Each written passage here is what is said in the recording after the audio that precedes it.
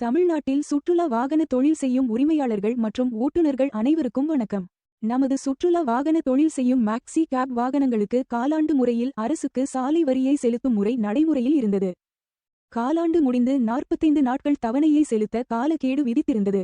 அந்த நடைமுறையை கடந்த ஆண்டு நவம்பர் மாதம் தமிழக அரசு மாற்றம் செய்து வாகனத்தின் விற்பனை விலையில் கணக்கிட்டு ஆயுள்கால வரியை செலுத்தும் நடைமுறையை கொண்டு வந்தது.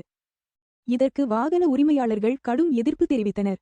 அதனால் தமிழக போக்குவரத்து துறை மொத்த தவணையை 4 பங்குகளாக பிரித்து 4 ஆண்டுகளுக்கு செலுத்த அறிவுரை வழங்கியது. இதற்கு ஒவ்வொரு ஆண்டும் காலாவதி தேதியும் நிர்ணயித்தது.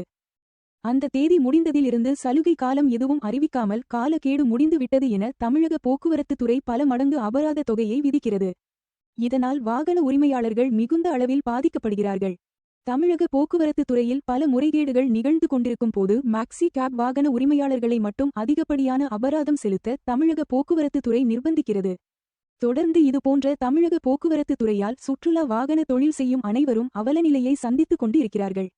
தொழிற்சங்கங்கள் பல இருந்தும் இதற்கு உண்டான தீர்வு கிடைக்கவில்லை. நாம் அனைவரும் பல சங்கங்களாக பிளவுபட்டு கிடப்பதால் அரசுக்கு ஏதுவாக உள்ளது. இந்த நிலையை மாற்ற நம் அனைவரையும் ஒன்று திரட்டி நமது வாக்கு வங்கியை பலப்படுத்தி திருச்சி திருவிரும்பூர் பகுதியை சேர்ந்த உயர்திரு வாசன் டிராவல்ஸ் ராஜா அவர்களின் தலைமையில் ஒரு கட்சியாக உருவெடுத்து நமது தேவைகளை பூர்த்தி செய்யும் நோக்கில் பணிகள் நடைபெற்று வருகிறது.